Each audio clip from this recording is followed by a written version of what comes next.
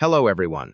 In the fast-paced world of performance marketing, specifically within meta ads, advertisers often encounter a frustrating decline in results. Today we are exploring a critical distinction: creative burnout versus audience saturation. Most brands misdiagnose these issues, leading them to fix the wrong problem.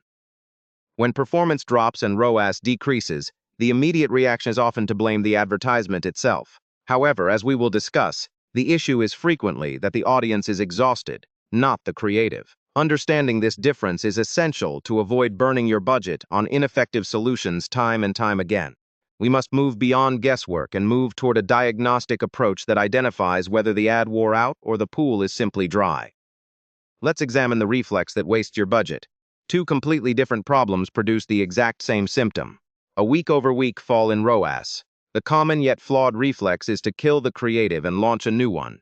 If the underlying issue was actually audience saturation, that new creative will die just as fast as the old one. Because the problem isn't what you're showing, but who you're showing it to. This misdiagnosis is incredibly expensive. You waste production spend on unnecessary assets, lose valuable weeks testing ads while the real cause remains unaddressed, and you might kill winning ads that were still effective. This leads to a compounding decay where the actual problem deepens and becomes more expensive to reverse. So, how do we distinguish between the two? The diagnostic test centers on one question: is your frequency rising while your new reach has plateaued? If the answer is no, but ad level metrics are dropping, likely have creative fatigue. You can confirm this by looking at the hook rate and thumb stop ratio. If they are falling even for fresh viewers, the ad has worn out. Conversely, if the answer is yes, you are facing audience saturation. This means you are reaching the same users over and over. Look for signals such as frequency climbing above 4 to 5 per week, rising CPMs as the auction pool shrinks, and a situation where even brand new creative assets fail to gain traction quickly. Knowing which signal you're seeing is the first step to a recovery. Once you have the right diagnosis, the fix becomes obvious, yet the strategies are completely different. If it is creative fatigue, the ad wore out, but the audience is fine. You should launch a new creative angle, not just a new visual, but a new story, problem, or hook. Try changing the format from static to video or testimonial. Crucially, keep the same audience because the targeting still works. Don't touch it. However, if it is audience saturation, the pool is exhausted but the ad is still fine. In this case, you must expand the audience. Broaden your targeting, build fresh lookalikes from recent high-value customers, or open new geographical locations. The winning creative doesn't need to be replaced. It simply needs new eyes to see it and engage with the message. The single clearest signal of saturation is found in the reach curve. By plotting cumulative new reach over time, you can see the truth of your campaign's health.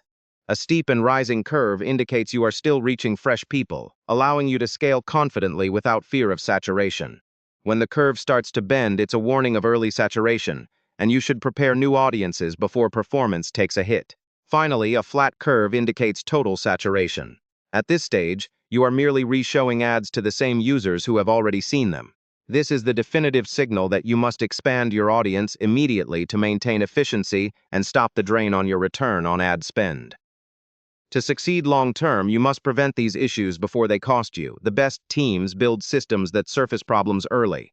First, keep a creative bench with at least 3 new angles in production at all times, rotating them before fatigue sets in. Second, build an audience pipeline to continuously refresh interest stacks and lookalikes. Monitoring is also key. Track hook rates and reach curves weekly on a dedicated dashboard. When ROAS drops, use an isolation test. Launch fresh creative to the same audience. If it recovers, it was fatigue. If it dies, it was saturation. Finally, set frequency guardrails, capping at 3 to 5 per week, and rotate your assets on a fixed, proactive schedule rather than waiting for the performance to decay completely. In conclusion, we must adopt a diagnosis-first playbook. Never attempt a fix before you understand the root cause. When ROAS drops, don't reflexively kill the creative. Instead, check your reach curve and frequency metrics. Run the isolation test to be sure of your findings. Once diagnosed, apply the matching fix. New angles and hooks for fatigue, or new audiences and placements for saturation. By following this structured approach and building preventative systems, like maintaining a creative bench and frequency caps, you ensure that you fix the right thing the first time. Remember, the creative isn't always the problem. Diagnose first, and you will protect your budget while maximizing the performance of your meta ads campaigns. Thank you for your time today. If your advertising isn't delivering the results you expect, the problem may not be the budget, it may be the strategy. At Namster Marketing, we help businesses turn advertising into a predictable growth engine. Book a free consultation with our team, and let's explore how we can help scale your results.